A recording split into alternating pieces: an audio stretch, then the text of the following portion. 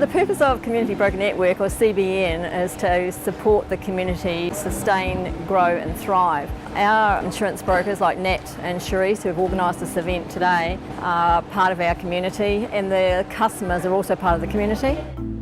Well, we're involved in National Agri Day for the fact that we are Australia's largest rural insurer. As the account partner for CBN, I want to be involved in this with CBN brokers, Nat and Cherise. I'd like to come up here and fly the CGU flag, as it were.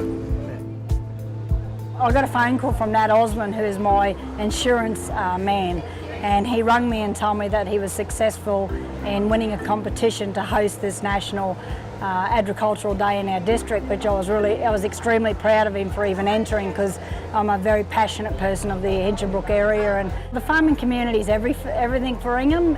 It's what our town's been built on. National Agri Day is all about celebrating agricultural industries across Australia. It brings awareness to the communities about what the agricultural industries do for the local communities. I took part in a competition run by CBN, and I'm a joint winner with Nat. My idea was to put up signs that would attract drivers going on the highway, which would entice them to stop and help out a farmer pick up a watermelon or a pumpkin. I'll put this event together so that we can bring awareness to our local community about what agricultural industries are in the local community.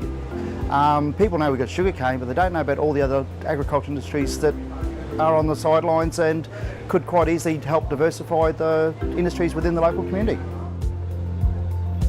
The farmers in our community are so undersold. So often we look at farmers, and I fight quite often with students. I'll say to them, what does your father do? Oh, he's only a farmer. People have got to get over this only a farmer. Farmers are very intelligent people. They don't necessarily have a piece of paper to say, I'm wonderful, I've got all this knowledge. The only way we can get out there for people to know just how valuable our farmers are to our community, to our country, to our food security, is to understand this grassroots and to take it on. And hopefully if I can get that message through to our students, then to the community from events like this, which is terrific, maybe people will start valuing our farmers. Today we don't do anywhere near enough to celebrate our primary producers and those people that feed us, so yeah, we saw an opportunity to come out and share with the community. Some of Ingham doesn't know what we do, so it's great to come out and share what we do and have them taste some of our produce. We're now more connected with our food system, where it comes from, and there's nothing better than sharing what we do with the community. This corn's grown by a local producer, and that's what we use to feed our chickens. And yeah, we love nothing more than sharing our chickens with the local community, whether it be at restaurants or for them to enjoy at home. I just graduated year 12 at Gilroy, and I'm planning to go into sweet potato production in rotation with sugarcane in the new year. I'm the third generation farmer at home. So my grandfather and dad's been farming, and I've always enjoyed it. These are my pumpkins, the Kent Special. These are the ones I've got planted at home, the 4 acres of pumpkins, and the watermelons as well. I can see the future as different crops growing around at home and around the Ingham district, and not just relying on one source of crop and income from that crop. We've been so reliant on the sugar industry our entire lives, and the thought of change is nearly impossible for most. But we're starting to see a difference. We're starting to see the young farmers and even some of the older farmers diversifying and changing their ways, and still heavily reliant of the sugar industry themselves as farmers, but just thinking outside the box a little bit and bringing that added bit of extra bonus and income into the town. We are an agricultural community. We do grow a lot of agricultural crops. Predominantly sugarcane, but we have watermelons and pumpkins and that. But as you see here, we are diversifying. We are moving into all other crops. The students I've got here today operating our sugarcane juice machine serves a couple of purposes. One is it's actually like a mini sugar mill and they can see that through the perspex.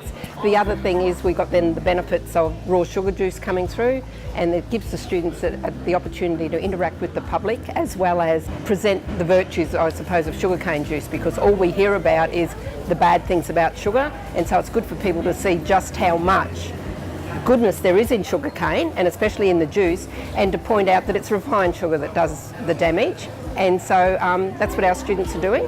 So they're here today, we're trying to promote the sugarcane juice, but this is also part of their learning.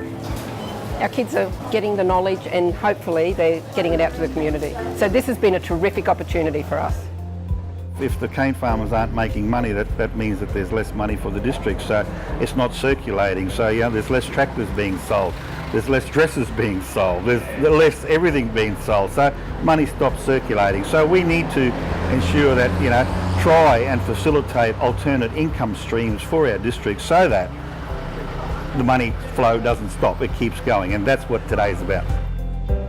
Farmers contribute in so many different ways.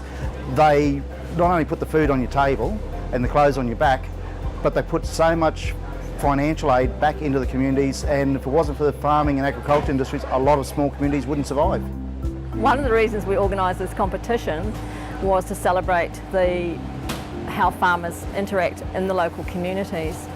And it's obvious today, with the amount of work that Nat and Cherise have done and the support that they've got, that they're held in really high regard in their community. We've got a lab centre which is owned by IAG, and they field information back to our underwriting centre, and with that actually feeds back to our rural department, so we've got a better understanding of the needs of the farmers, so we can actually assess their needs and assist them. QBE, we've got a farm product still. We distribute the farm product through the CBN network for your members to be able to talk to their customers and sell them the appropriate insurance product for their needs. It's more about knowing the CBN broker and working with them to meet the needs of your clients as a CBN broker. And we've got a national service model, distribution model, which is complemented by a local presence if and when required, hence my participation here today.